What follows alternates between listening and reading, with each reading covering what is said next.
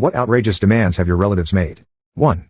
A relative told me they wanted to buy my house but didn't have the money to pay for it right away. They suggested that I transfer the ownership to them first, and in the meantime, I could keep living there but would need to pay them rent every month. Once the rent added up to the cost of the house, they would then give me the money for the house. 2. It's not about money.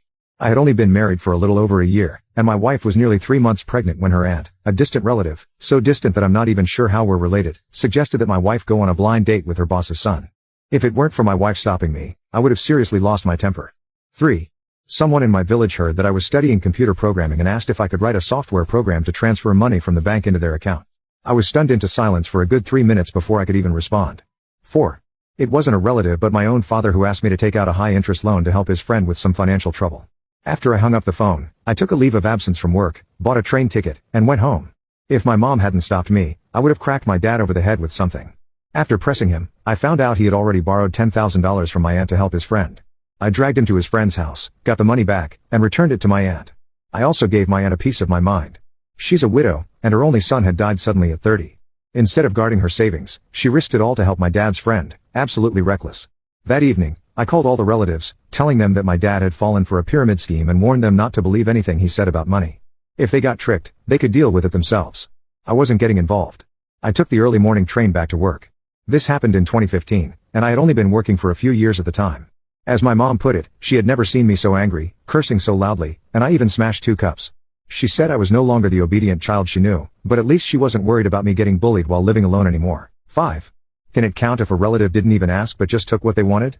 One of my cousins got married, and at the reception that night, he drank too much and was carried back to his new bedroom by a few people. The next morning, he woke up to find his $200,000 Patek Philippe watch missing.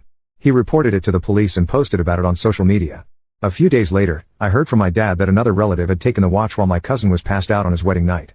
The relative returned it to him, jokingly saying, "I just thought your watch looked nice and wanted to borrow it for a few days, but I forgot. So why did you have to report it to the police?" So if my cousin hadn't reported it, were you planning to forget about it forever? 6. This happened to my cousin. One of my uncles needed money for his business and asked my cousin to lend him some.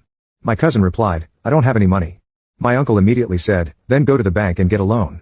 My cousin responded, "Why don't you go to the bank for a loan?" He answered, "Because I'd have to pay it back." My cousin hung up the phone. Later, he called me asking for money. I told him I was abroad and couldn't lend money to someone in the US. He said, "Then ask your friends or classmates to lend me the money." I replied, "My friends and classmates in the US are all paying off mortgages. They don't have any money." He then said, "Well, tell them to mortgage their houses for a loan." I asked, "Why don't you mortgage your own house?" He replied, "If I mortgage the house, where will I live?" I blocked him right after that. 7. My second cousin asked to borrow my passport. She said she needed it